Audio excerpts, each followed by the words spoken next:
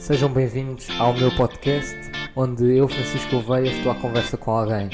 Este é o A Conversa Com. Olá a todos, sejam bem-vindos a mais um episódio. Tenho aqui um convidado especial, porque foi uma pessoa que eu conheci através, obviamente, do escotismo, por isso é que nós estamos aqui os dois uniformizados.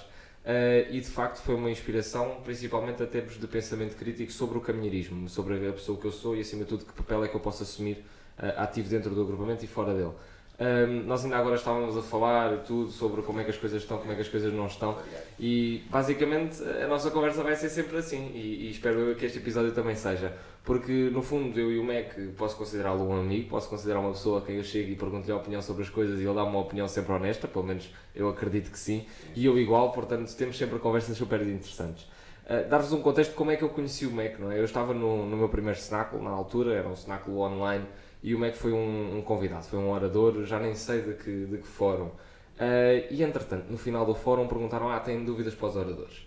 E eu, quando vejo chefes, ou quando conheço chefes, neste caso, que me interessam minimamente, em termos de pensamento crítico sobre o escotismo, pergunto sempre uma coisa muito simples, que é, então, mas qual é que é o vosso livro favorito?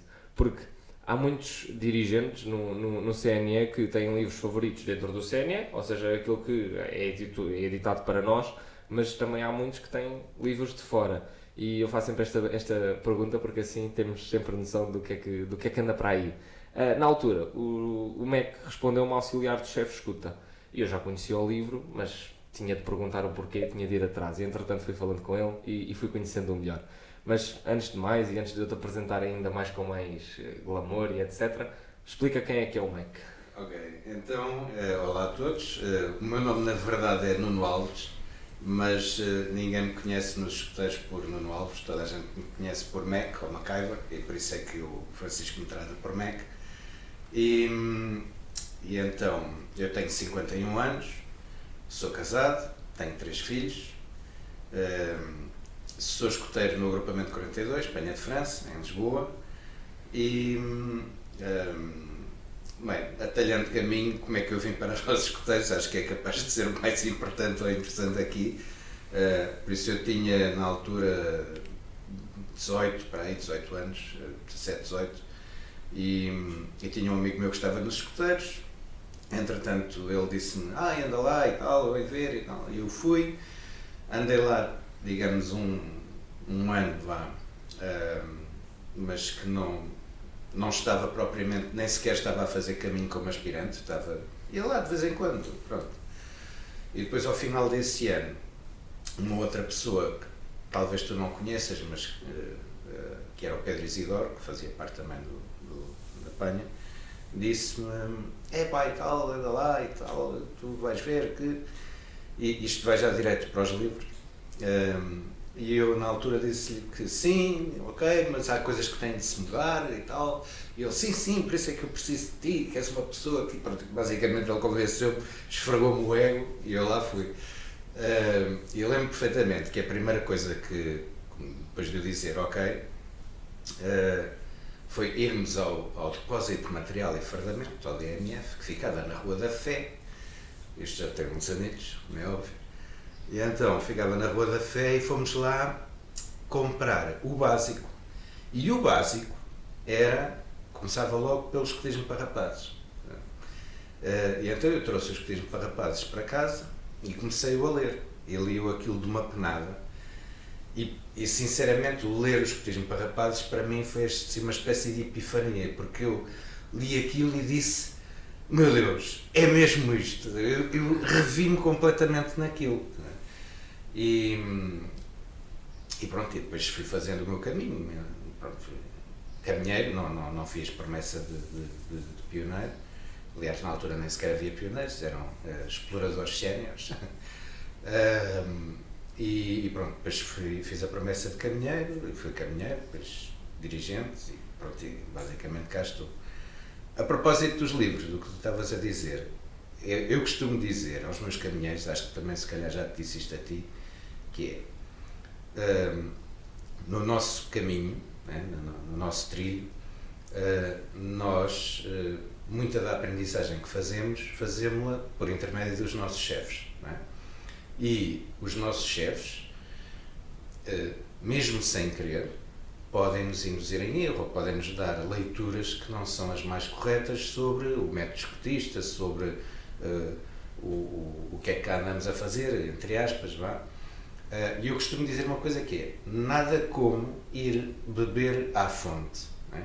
E para ir beber à fonte há 3 livros que eu acho que são indispensáveis, que é o Escotismo para Rapazes, o A Caminho do Triunfo, no caso dos caminheiros, e o Auxiliar do Chefe Escuta.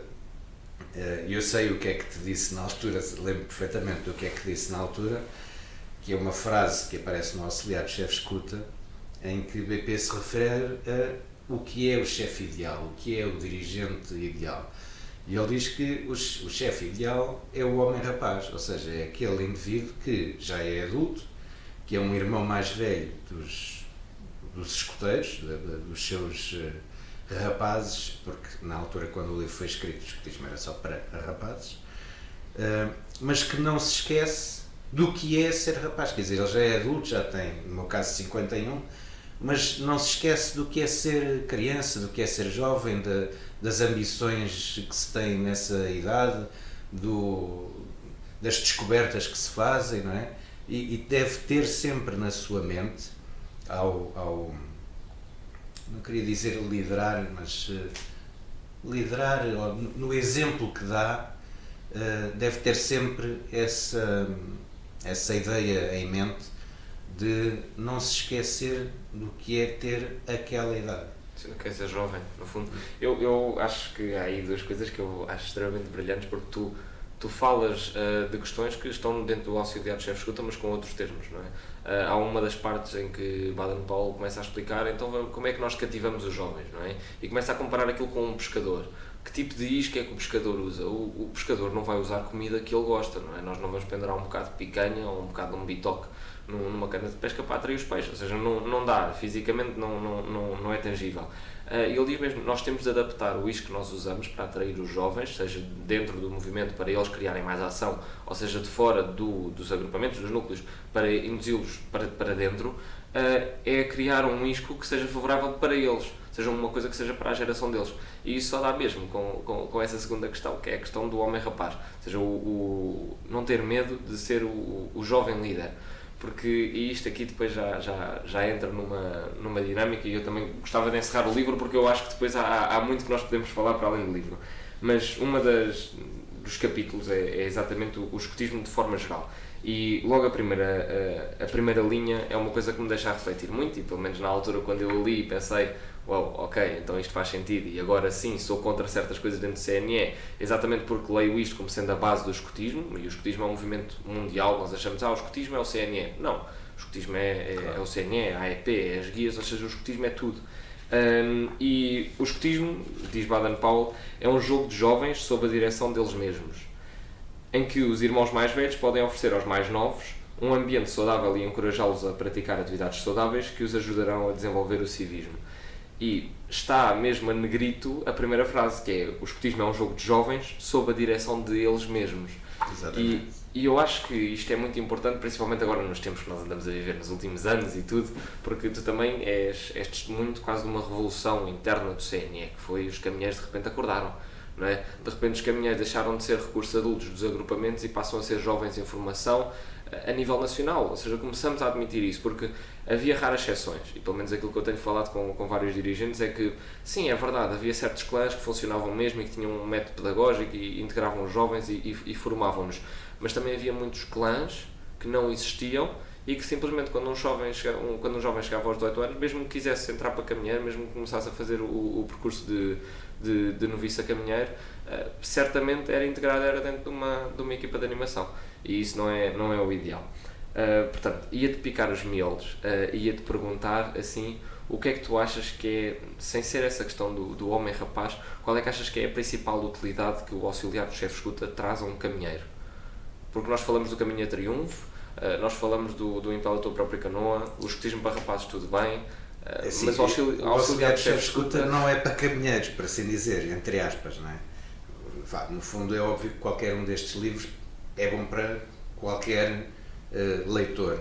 Bem, talvez o auxiliar de chefe escuta, se calhar para um explorador, ou para um livro, não seja grande ideia, mas para um caminheiro também ainda não o é. Porque o caminheiro, é assim, tu estavas a dizer que de repente os caminheiros acordaram.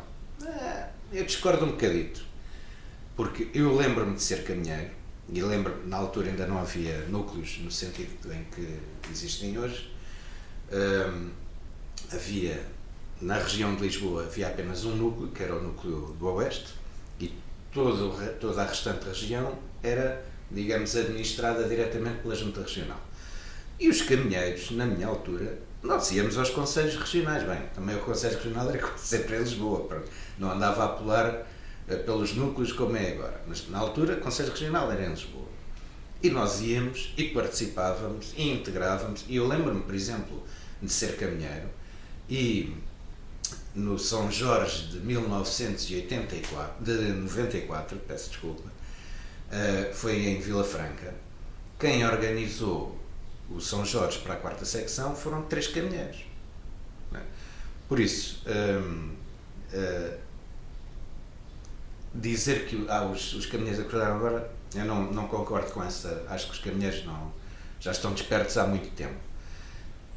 Eu acho que é talvez às vezes uma questão mais geracional de estarem mais ou menos integrados ou mais ou menos com vontade de, nem é se calhar às vezes geracional, mas às vezes é pura e simplesmente individual. Agora, o que existe é da parte do movimento, isso sim, começa a existir uma maior abertura para integrar os caminheiros, sobretudo os caminheiros, na descoberta, digamos, dos caminhos a seguir, dos caminhos a trilhar pelo movimento. Acho que isso é excelente, acho que é uma excelente ideia. Mas quanto à questão de tu dizeres, por exemplo, e como está no escotismo para rapazes, que o escotismo é algo feito por jovens, para jovens e liderado por jovens, e que os dirigentes são irmãos mais velhos que estão lá para, mais ou menos, meter a mão para baixo para a coisa não descambar e não correr mal, entre aspas. Deixa-me dizer também que eu, apesar desta minha abertura e tal, eu costumo dizer, por exemplo, há algo que se refere à formação, nomeadamente, que tem a ver com o ser um líder democrático, um líder autoritário, um líder manipulador, etc. E há uma certa, às vezes, tendência a dizer que só é admissível o democrático, todos os outros são, não se podem, não existem, um dirigente não pode nunca ser senão um líder democrático. Isso é errado. Completamente, sim. É errado porque eu costumo dar este exemplo que é, se tu te das conta de uma situação urgente, alguém teve um acidente, partiu uma perna, está desmaiado, não interessa. Não vamos a votações. Então, pronto, vamos fazer aqui rapidamente um conselho de unidade para saber o que é que vamos fazer. Não. Há que ser, entre aspas, ditador. Faz isto, faz aquilo, faz aquilo outro. Assim como quando tu te das conta que há algo que falta na atividade que o Conselho de Unidade ou o Conselho de Guias está a trabalhar, a enriquecer, se tu te das conta enquanto dirigente que há ali qualquer coisa que está, há ali um vazio, falta qualquer coisa, é preciso enriquecer mais aquele determinado capítulo, não é errado ser um pouco manipulador e tentar jogar para lá, conduzir para lá e dizer, vocês não acham que se calhar valia a pena, não, e aí sim não dizer, por minha autodecisão vamos fazer isto e superior discernimento, vamos fazer isto. Não é isso, isso é ser ditador. Também não é democracia de vamos todos votar sobre não sei o quê, não. Mas porque se os miúdos não estiverem despertos para o tema, provavelmente eles poderão dizer não. Sim. Então, mas tu podes manipular um bocadinho, mas não manipular num sentido, num mau sentido, não é? Sim, não é com uma má intenção, é mesmo guiar. Mas guiar, dizer, vocês já pensaram bem nisto? Não acham que vale a pena ter isto em atenção, já que querem fazer aquilo ou aquilo outro? percebes? O guiar através das perguntas é uma coisa fantástica. Por isso, há sempre espaço para ser ditador, democrata, manipulador, o que quer que seja, e não ser simplesmente redutor no sentido, não, só podemos ser democratas. Não, é preciso aprender a tudo o resto também.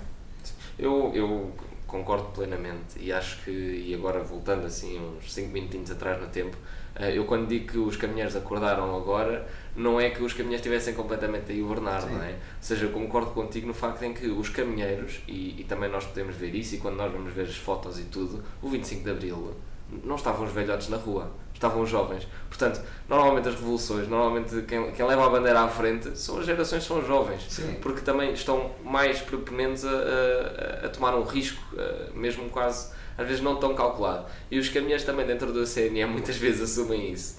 Feliz ou infelizmente somos nós que andamos com a bandeira para a frente, e principalmente agora. E isto aqui também é uma coisa que a mim, a nível pessoal, me deixa mesmo muito realizado, porque eu lembro-me de entrar no escotismo. Eu entrei só nos exploradores e depois tive ali uma quebra, mas basicamente eu só sou escoteiro para ir desde o início dos pioneiros. Pelo menos foi quando eu comecei a levar a coisa mais a sério e comecei mesmo a ir. E lembro-me perfeitamente do que era o caminheirismo à distância, ou seja, o que é que eu via do caminheirismo. E hoje em dia o caminheirismo ganha umas proporções completamente diferentes, e ainda bem que o faz. Porque pelo menos nós, se estamos num movimento, e se estamos num movimento de jovens para jovens, em que suposto é um jovem, um irmão mais velho guiar o irmão mais novo, tal e qual como está na saudação, como está em quase tudo, então deixemos estes jovens mais velhos guiar os irmãos mais novos, não é? Demos abertura, e eu sempre agradeci muito ao Rui, que me deu toda a liberdade criativa do mundo para eu explorar as minhas ideias, principalmente agora dentro da quarta, porque acho que faz sentido, demos algum papel, demos alguma caneta a um jovem para ele sonhar, para ele fazer, para ele construir, porque só assim é que nós conseguimos realmente andar para a frente. Eu acho que talvez, quando tu dizes que os caminheiros despertaram agora e tal, eu acho que talvez tenha sido mais essa questão que tu agora referiste, de darem-se conta de que têm o poder nas suas mãos e que podem fazer coisas. Eu acho que talvez, de um ponto de vista geracional, mais recentemente, digamos, houve, ao longo destes últimos anos, uma maior, entre aspas, apaparicar dos miúdos. Não estou a dizer no escotismo, estou a dizer de modo geral. Sim. Okay? E se calhar os jovens não é deixaram de ter, mas digamos que a quantidade de pelo na venta, digamos, diminuiu, e os miúdos estão bem sempre, porque ou estão no jogo, ou têm a televisão, ou têm isto, ou têm aquilo, e têm a mente ocupada, ponto. E talvez antigamente, eu digo para mim, por exemplo, quando era puto, eu tinha de inventar um bocado, quer dizer, não havia videojogos, só havia 2 canais de televisão, um dos quais só começava para aí às 4 da tarde e terminava às 9 da noite, ou coisa que vai. Quer dizer, nós tínhamos de inventar muito, tínhamos de vir para a rua, tínhamos de brincar com coisas. Eu lembro de brincar com, sei lá, com a caixa de costura da minha avó, brincar com rolinhos, a imaginar que eram guindastes que puxavam não sei o quê. Pronto. Sim. E acho que hoje as coisas são muito mais enlatadas e prontas a consumir. E isso retirou a capacidade de sonho, percebes, aos miúdos. E o que vemos é reflexo disso, às vezes é preciso espicaçar demasiado para, não, tu tens o poder na palma das tuas mãos, podes fazer o que te apetecer, estás nos escoteiros, e os escoteiros é como se fossem uma espécie de rede de segurança, onde podes aparvar o que te apetecer, entre aspas, que as devidas aspas, não é? Que, para inventares o que quiseres num ambiente seguro. Sim. E isto, antigamente, tu não precisavas de espicaçar isto, porque isso era natural. Sim. E hoje tens, enquanto dirigente ou animador, tens de dar ali um bocadinho de gás para dizer, não, façam o que vos apetecer. Percebes o que eu quero dizer? Sim. tive uma conversa uma vez com um dirigente, eu já nem sei de onde é que ele era, eu acho que ele era da Aveiro ou de Viseu, nem me recordo o nome, mas eu lembro-me perfeitamente dele dizer isto e eu achei na altura genial na maneira como ele apresentou, porque parecia demasiado simples, mas eu depois comecei a pensar na complexidade da questão. Ele disse: Francisco, a atividade perfeita é uma atividade em que eles só sabem a hora que acordam e a hora em que é para fazer silêncio. O resto, deixa-os inventar, porque grande parte das coisas nós podemos pôr umas guias e podemos dar-lhes atividades específicas, mas o conteúdo deixa-os inventar, deixa eles próprios descobrirem o que é que está por detrás. E hoje em dia, eu sinto muito isso, nós estamos a simplificar o escotismo a tal modo em que estamos quase a dar um guia prático de como fazer cada coisinha. Isto aqui depois foi uma mesquice minha na altura em que eu era pioneiro, porque quando era para o Tecori, nós não podíamos inventar fora daquilo que era a construção que eles davam. E eles davam-nos o objetivo e davam-nos um material. E diziam: vocês têm de ir deste ponto A a ponto B, têm de construir uma coisa e está aqui. E davam-nos uma imagem daquilo que nós tínhamos de fazer. Uma vez que eu questionei um dirigente que lá estava e disse: mas eu não posso fazer diferente porque eu acho isto demasiado complexo. Há uma coisa mais simples, há uma solução mais rápida, eu posso fazer com a minha equipa, poupamos tempo e coisa. Não, vão perder pontos se fizerem diferente. Tudo bem, mas a questão é, nós estamos a dar mesmo, nós não estamos a guiar, estamos a dar a estrada completa aos miúdos. Isso eu percebo que o objetivo no Tecori ou nas etapas regionais do Tecori, eu percebo que o objetivo é aferir para descobrir quem são as equipas que podem ir à final, por assim dizer.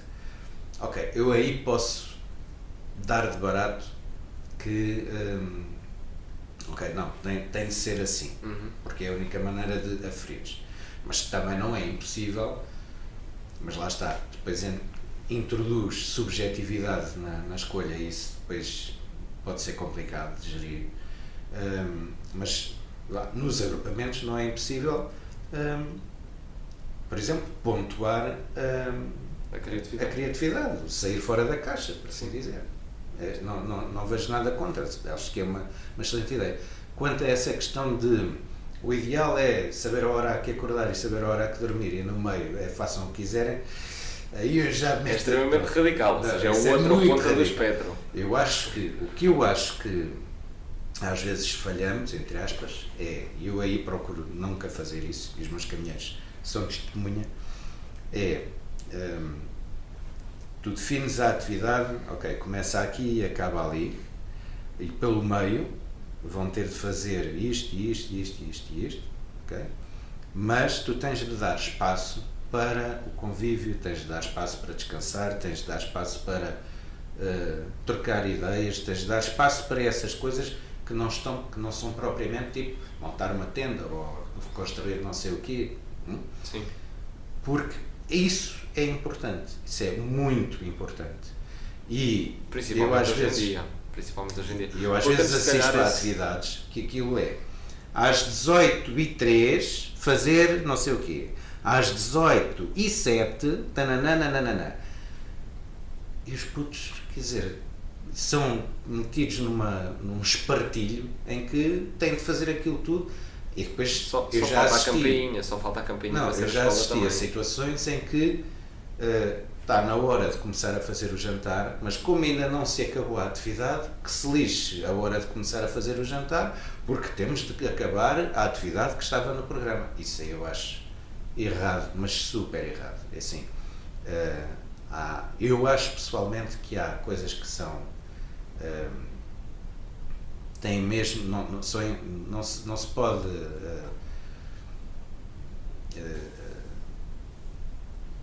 não se pode evitar isso, que é, há momentos em que a hora de começar a fazer as refeições, a hora das refeições, etc., tem de estar definido. Não pode ser, excepcionalmente, claro que eu entendo que fomos num raid e ainda não chegámos ao sítio em que devemos parar para comer, etc., e comemos mais tarde, em seguida. Agora, começar a fazer a alimentação às 9 da noite, porque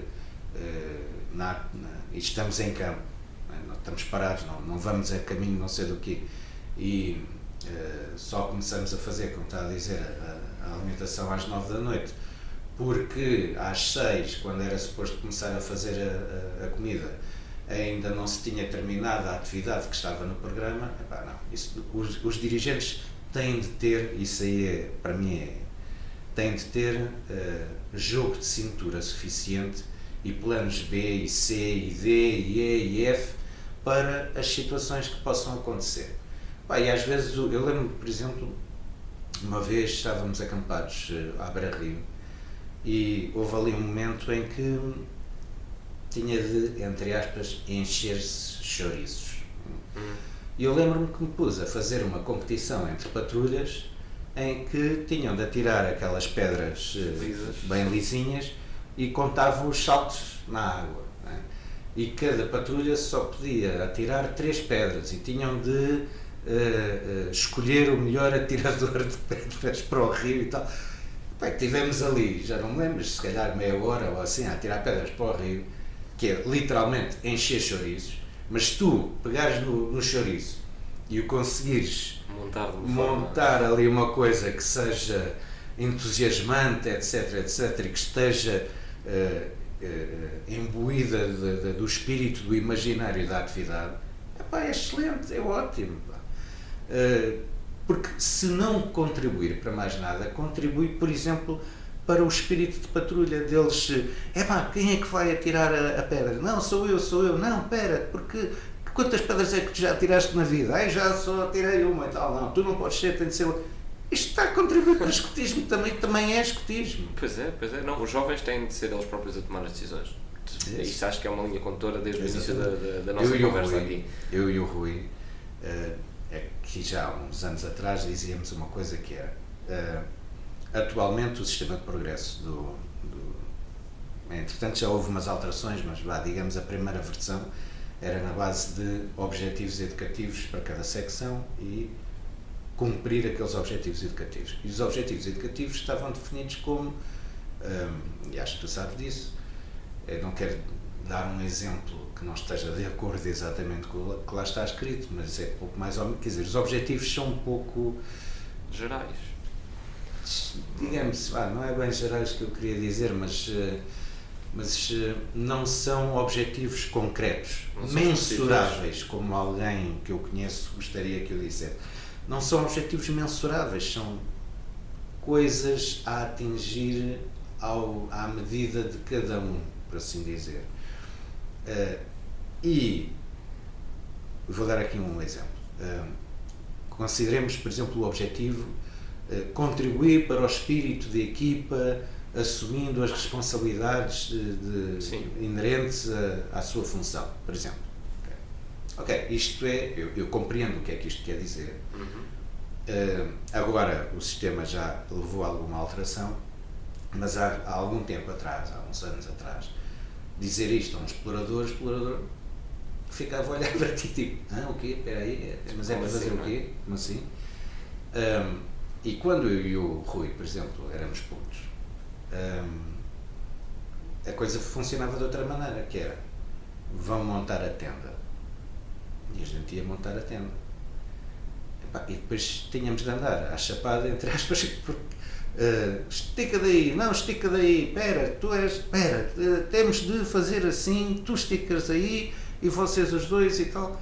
E isso era, nós só, se calhar, anos mais tarde, 10 anos, 12 anos, 20 anos mais tarde, é que percebíamos, espera aí, quando nós andávamos a montar a tenda em patrulha, na realidade, o que nós estávamos a fazer era desenvolver o espírito de equipa, o trabalho em equipa.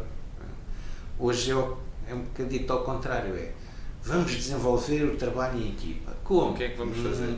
Vamos montar uma tenda. Não, os miúdos estão-se a borrifar para vamos desenvolver o trabalho em equipa. Eles querem competir para quem é que bota a tenda primeiro. Mais rápido, se isso contribuir se tu conseguires fazer isso de maneira a que consigas desenvolver o espírito de grupo nas patrulhas, excelente, esse é o objetivo.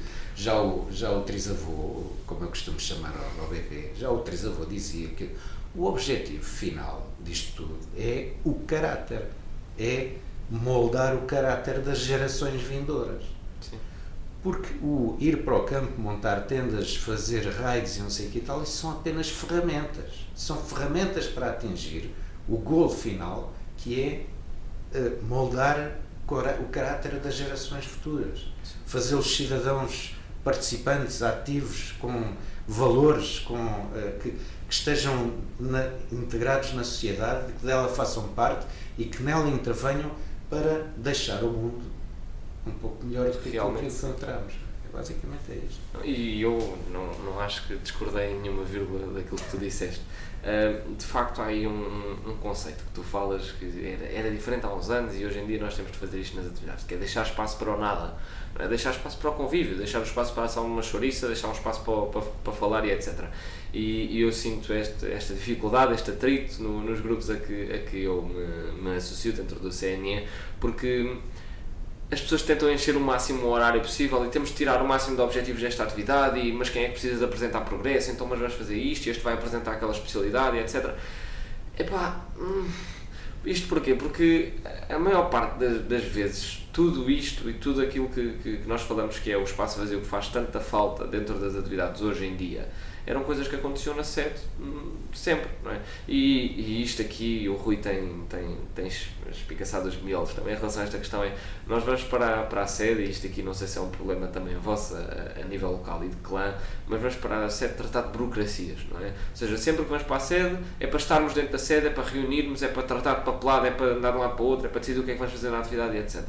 E o Rui disse uma coisa e eu depois fiquei a pensar, e eu próprio também concordei de certa maneira, é que ele diz, então mas uma atividade ou uma maneira ideal do clã se calhar funcionar é, em vez de vocês estarem reunidos todas as semanas, não precisam estar todas as semanas aqui, vêm de 15 em 15 dias, mas em vez de estarem aqui vão acampar, e em vez de vocês estarem aqui 4 ou 5 horas fechados a discutir uns com os outros, e a reunir, e a mandar habitats, e a votar, e não sei o quê, vamos fazer escutismo, vamos sair fora, vamos decidir isto enquanto andamos no raio, vamos etc. E é verdade, quando nós ouvimos aquilo que é basicamente os princípios fundamentais do caminheirismo, quando o BP os mete em cima da mesa no caminho ao triunfo, é exatamente uma fraternidade de irmãos ao ar livre. E as pessoas esquecem-se desta parte do ar livre. Há muitas sedes que mantêm a porta fechada, há muitas sedes que não têm um alpendre para os miúdos brincarem, e de facto hoje em dia há uma impossibilidade até em termos físicos, dentro de Lisboa a maior parte dos agrupamentos que eu conheço não tem essa capacidade, mas falta esta capacidade de sair fora, e eu sinto principalmente isto aqui também vem de cima, ou seja, nós temos neste momento, não digo águias, porque as águias às vezes nós achamos que são más, mas eu tenho e tive a especialidade de ornitólogo na terceira, agora estou a trabalhar lá na quarta, e a questão da águia, nós às vezes fazemos quase um vilão da águia, não é? Mas é um controlador ecológico, e nós temos algumas águias, principalmente dentro do CNE, na estrutura mais nacional, que fazem com que seja mais difícil nós sairmos da sede, e é a Proteção Civil a dizer, cada vez que vocês metem o pé fora da sede têm de dizer, e têm de mandar uma ficha detalhada com as coordenadas para onde é que vocês vão, com o caminho que vocês vão fazer. Aquela equipa, se perder num raid, aquele caminho não serve de nada, porque eles estão a 2 ou 3 km daquele caminho, não é? E realmente, em termos de segurança e tudo isso, eu compreendo e respeito e etc, e aliás apoio, mas isso pode vir com o outro lado da moeda, que é estamos a controlar demais, ou seja, estamos se calhar a ser umas guias muito, muito estreitas, e estamos a fazer com que as coisas sejam mais difíceis de andar para fora. Eu discordo um bocadinho de ti, mas eu explico o porquê. É assim, é verdade que a Proteção Civil determina, e eu aí nada a dizer, que quando nós nos afastemos da área geográfica do agrupamento, façamos uma descrição do que é que vamos fazer e para onde é que vamos andar. Ok. Mas isso não é... se tu fizeres isso, ou se tu estiveres habituado a fazer isso, aquilo é tranquilo, ok? Para onde é que a gente vai? Vamos para tal sítio, ok? O que é que vamos fazer? Vamos fazer um raid, vamos fazer um acampamento, não interessa. No meio do acampamento vamos fazer um deslocamento entre o ponto A e o ponto B. Quer dizer, tu não tens que descrever que a malta não se pode afastar 5 centímetros, não sei do quê. Não. Sim, nós vamos andar daqui para ali. Se a malta se perder, quer dizer, também não estamos em Vila Real de Trás-os-Montes. Devemos de estar mais ou menos naquela área que está definida no plano da atividade. Assim, eu acho que há uma certa tendência para algumas pessoas, alguns dirigentes, se quiseres, fazerem dessa questão um bicho de 7 cabeças. Epá, não é um bicho de 7 cabeças e eu adoro sair da sede.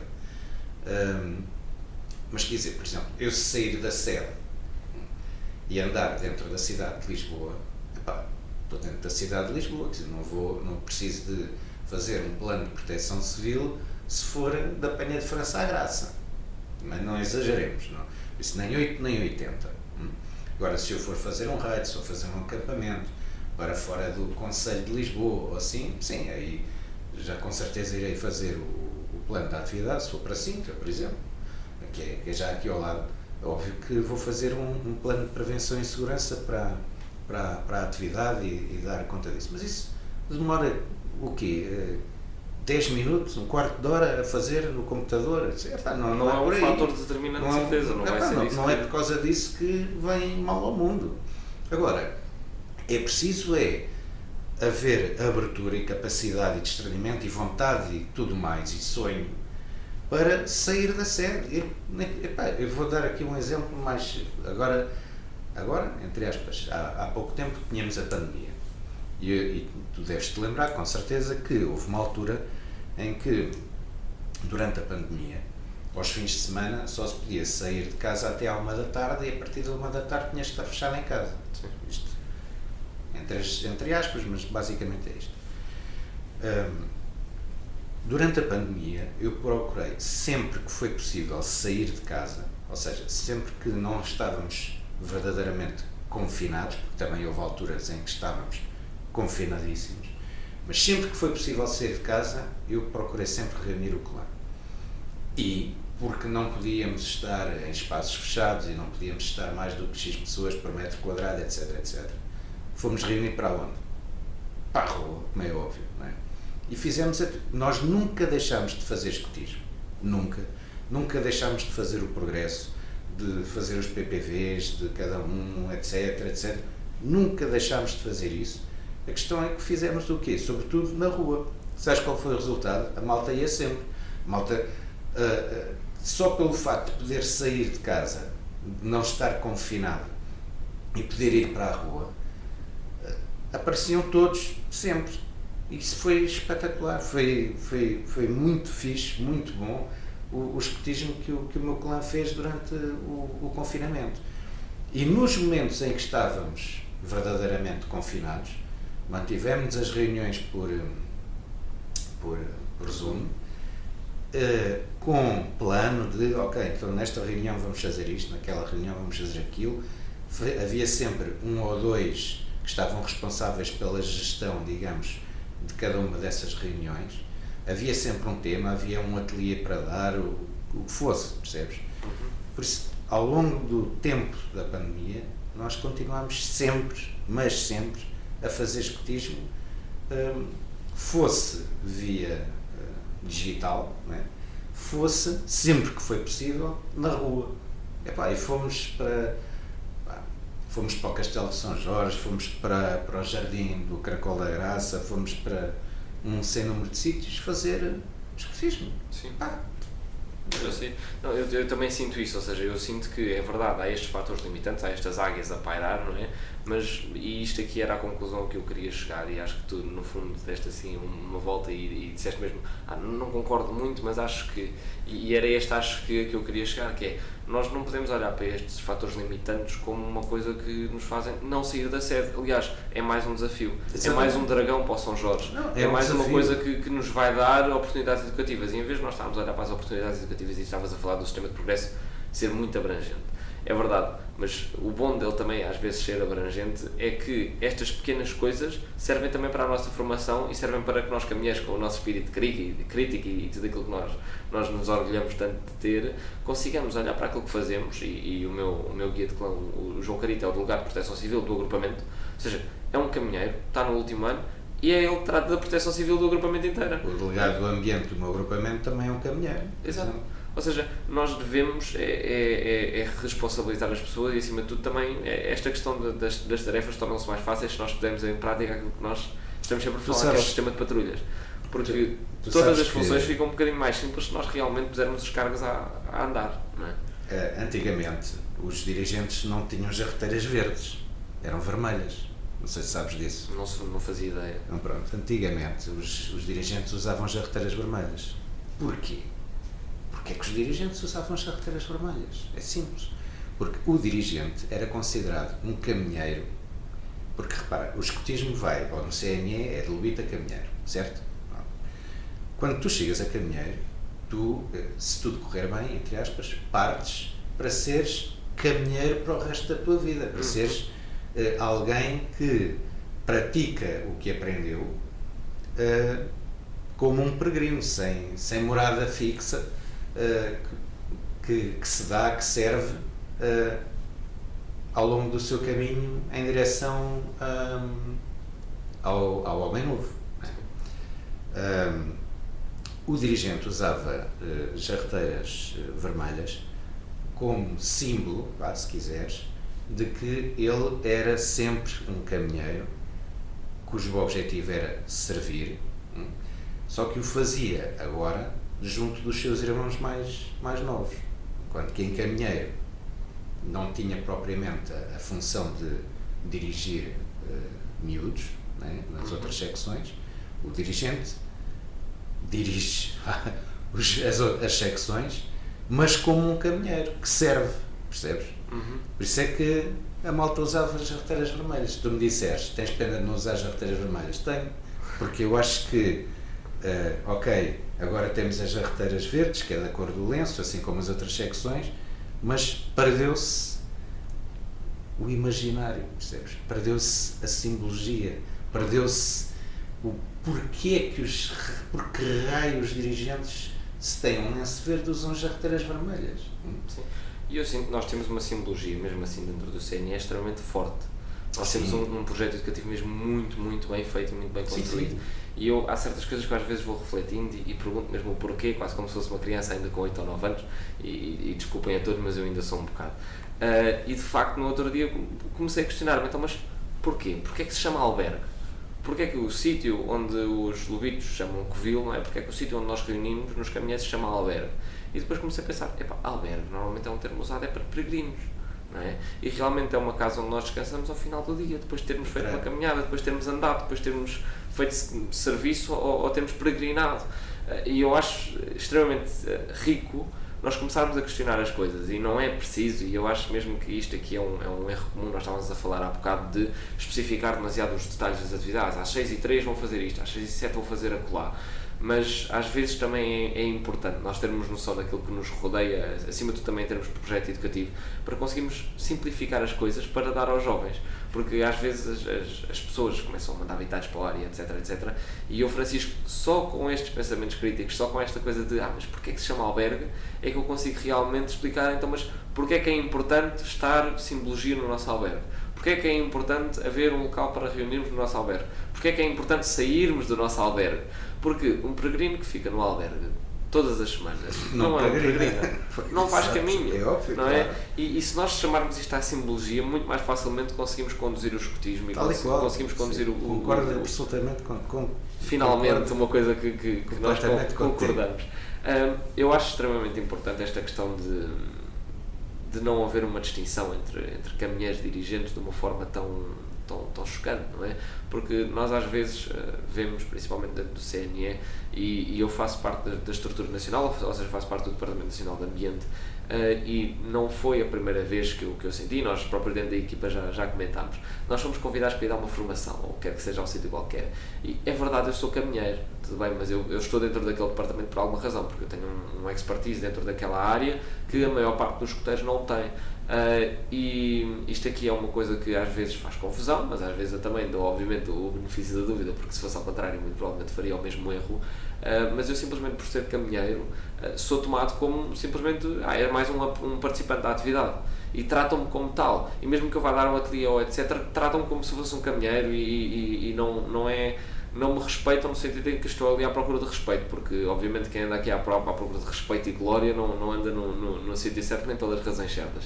Mas às vezes nós precisamos de um certo nível daquilo que estávamos a falar, das questões de vários tipos de liderança, e às vezes precisamos mesmo de ter um bocadinho de autoridade para conseguir conduzirmos nós a situação, e às vezes isso não existe. Como é que tu, pessoalmente, consegues dar esse poder de uma forma mais direta aos teus caminheiros? Ou seja, o poder de serem eles com a carta branca na mão. Porque dentro dos jovens normalmente acontece aqueles jogos de poder. Eu tenho... ok, então, respondendo diretamente a essa questão. Eu pessoalmente acho que no progresso dos caminheiros, acho que faz todo o sentido analisar, no caso dos noviços e dos aspirantes, fazer o seu PPV inicialmente e depois discutirmos os PPVs em conjunto, encontrar encontrar pontos comuns, por forma a definir um plano de atividades, uma carta de clã também, para pôr em prática ao longo do ano escotista, por assim dizer. Eu estou a ser um bocado genérico, mas pronto, também não vou agora esmiuçar, mas genericamente, mais ou menos isto. Agora, isto também tem de ser feito com recurso a coisas que sejam entusiasmantes, que sejam didáticas, que sejam... eu vou dar um exemplo muito simples. O fazer o PPV, ok, isso é algo muito pessoal, mas tu tens de dar mote, tens de criar motivo para refletir sobre aquele aspecto ou aquele aspecto da relação com os outros, da relação com Deus, etc. Tens de dar o mote. Como é que dás o mote? Eu, por exemplo, fiz aqui há uns anos um hike de Sintra a Almessagem, com vários pontos pelo caminho, em que esses pontos foram escolhidos a dedo, entre aspas, porque é que eu escolhi aquele sítio e não aquele sítio. Tudo isso tinha uma razão de ser, com frases motivadoras, com um poema, o que fosse, que desse o mote para que em cada ponto os caminheiros tivessem de refletir sobre um determinado aspecto do seu PPV. Okay? No final, a ideia foi, ok, vamos discutir os PPVs, mas como discutir os PPVs? Se tu simplesmente juntares os caminheiros em torno da mesa e o meu PPV é assim, assim, assim, assim, assim, o meu é assim, assado, cozido, frito, tal. É chato, torna-se chato, mas, por exemplo, na altura, a forma que eu inventei para dar um doce, entre aspas, foi colar os 42 objetivos educativos finais numa prancha de madeira, comprar 3 dardos e cada caminheiro atirava dardos à madeira e acertava num objetivo. Né? E ao acertar naquele objetivo, se tivesse aquele objetivo, se ele tivesse razão de ser no seu PPV, ele explicava, eu para atingir este objetivo gostava de fazer isto, okay?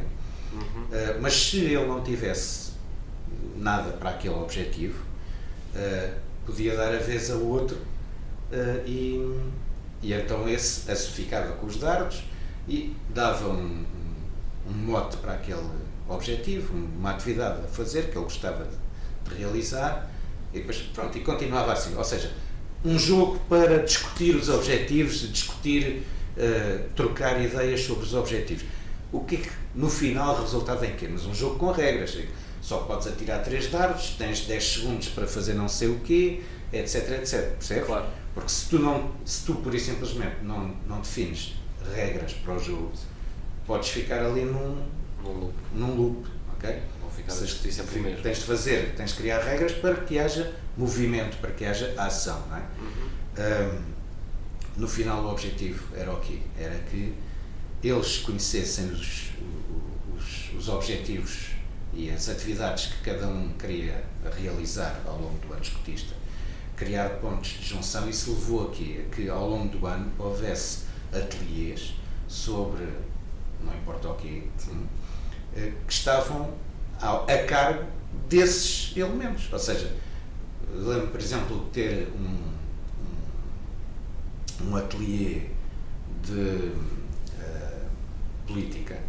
É algo que eu acho engraçado, que é, eu sinto muito a necessidade dos aspirantes e dos noviços, mas nomeadamente dos noviços, quando entram no clã, discutir, porque estão naquela idade em que passam a votar, não é?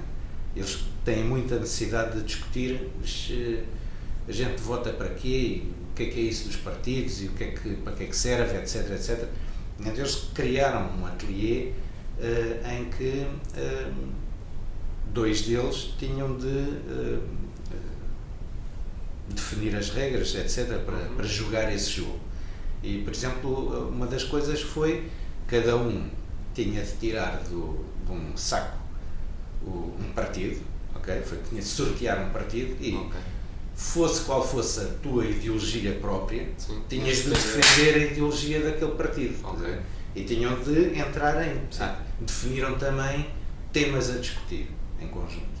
E então houve um ateliê em que, ao longo de uma tarde, havia vários temas a discutir e cada um tinha de dar a sua visão daquele tema, mas não era a sua visão pessoal. Era sobre o partido. Era a visão do partido. Isso foi muito giro. E depois houve o desafio de se caracterizarem de acordo com a ideologia partidária.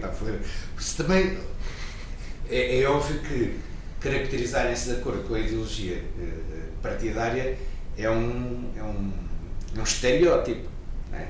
Claro. Mas não deixa de ser engraçado, para assim dizer, como é que cada um vê esse estereótipo, não é? Por isso foi uma atividade gira. Mas isto, agora, se tu multiplicares isto por todo o tipo de atividades que cada um quer fazer, no fundo pôr-os na mão dos caminheiros, eles realizarem as atividades que querem, abertas aos outros, não é? Para que todos participem, mas que são aqueles que realmente querem atingir aqueles objetivos que lideram, que enquadram as atividades. Resulta muito bem. Voltar à nossa linha condutora, que é exatamente o escotismo de jovens para jovens, portanto, estamos sempre a voltar ao mesmo, e eu acho isto extremamente brilhante, porque no fundo o escotismo dá-nos um plano geral, não é? E depois tudo aquilo que nós fazemos parece que não, mas volta sempre a casa. Repara, e volta sempre eu não quero dizer que eu, enquanto dirigente, às vezes eu também faço isso no clã, de às vezes dizer, ok, agora eu vou fazer uma atividade para vocês. Sim. Pontualmente. Eu acho isto normalmente essa atividade costuma ser ou motivadora, percebes? Ou para esclarecer alguns ou redutora, no sentido de voltarem a ser putos e ser o chefe que faz a atividade para eles, estás a perceber? Porque isso também, repara, se forem sempre os caminheiros a fazer as suas próprias atividades, isso pode também causar algum desencanto, percebes? Sim. Se eles forem, um bocado como tu estavas a dizer há pouco, sabem a que horas se acordam e sabem a que horas se deitam e não sabem o que há no meio, isso é o elemento de surpresa da coisa. Mas é assim, isso deve de ser pontual. Não pode ser o chefe fazer as atividades para os caminheiros. Todas as semanas. Agora, que isso aconteça pontualmente, por exemplo, uma vez por ano, é sempre aquele elemento de surpresa, de encanto, que volta a... Nós fizemos isso agora no nosso plano, ou seja, nós também temos um método de autoavaliação em relação àquilo que nós precisamos ou não precisamos, e houve ali uma altura em janeiro, fevereiro, nós percebemos, nós estamos completamente estafados, andamos mesmo muito cansados de andar a sermos nós a preparar. Um clã tem sempre um problema, tal e qual como qualquer grupo na sociedade, que é, no fundo, o trabalho depois parece que converge para os buracos negros, que são as mesmas pessoas. E dentro do clã também acontece esta dinâmica, ou seja, são aquelas 5 ou 6 pessoas que depois acabam por fazer quase tudo. não é? Ou seja, não fazem tudo, mas acabam por acumular funções. É preciso uma pessoa para esta comissão, ninguém se voluntariou, lá vou eu outra vez.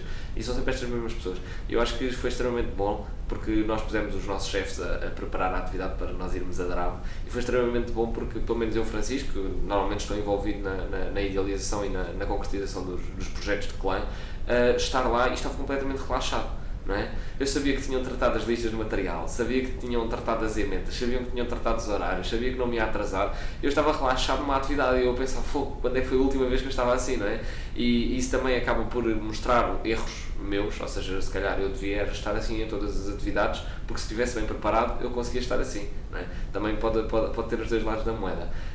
Eu ia desmiuçar a cabeça em relação a uma coisa que eu acho que pouca gente consegue verbalizar dentro do escotismo, mas uma vez eu lembro-me que falei disto contigo, mas acho que seria bom também partilhar isto com os outros, não é? Nós estamos aqui a falar do exemplo de vários líderes. Há imensos tipos de liderança e o líder ideal é aquele que acaba por convergir um bocadinho de tudo e consegue fazer aqui um equilíbrio perfeito. E dentro deste aspecto da liderança, há uma liderança que é aquilo que o Padre Paulo mete como uma coroa, que é a melhor liderança, que é a liderança através do exemplo. Não é? Ou seja, o melhor líder é aquele que é o exemplo a seguir. E isto aqui dentro da nossa estrutura, da nossa associação escotista, tem um nome mais ou menos universal, que é a questão das distinções, ou seja, nós distinguimos normalmente quem dá o exemplo. Não é? E quem olha para a farda consegue distinguir isso, e eu sei que tens um nó de mérito. Eu gostava era que tu fizesse um bocadinho uma reflexão, tentaste explicar a uma pessoa que, neste caso eu tenho 20 anos, não é? Ou seja, estás com 30 anos de avanço, o que é que foi o peso em termos de formação dos próximos anos, principalmente em termos de dirigente, ao olharem para ti como, de facto, tens um nó de mérito, mas ele não te foi atribuído como dirigente, não pode ser, não é? Não. Portanto, foi atribuído enquanto ainda era jovem em formação, apesar de muita gente considera os adultos ainda jovens em formação. Estavas a falar da questão das jarreteiras e tudo. Ou seja, qual é que foi o peso desta distinção na tua formação para dirigente? Do nó de mérito? Sim. Para te ser mesmo sincero, foi zero. Quer dizer, não me pesa absolutamente nada. Tenho orgulho neste nó de mérito, pelas razões porque me foi atribuído, mas não me pesou em absolutamente nada na minha formação para dirigente, nada mesmo. Eu posso, acerca da formação, e eu não vou falar propriamente da formação de dirigente, mas vou falar enquanto formador, ok? Aqui há uns anos atrás, eu acho que um formador, para ser mais, e agora se calhar vou sair completamente do que tu tinhas em mente, mas acho que faz algum sentido, vem a detalhe de foice do que tu estavas a referir. Eu acho que, enquanto formador, tu deves ter a capacidade de poder transmitir aos outros, não é? Qualquer coisa que faça a diferença, assim dizer.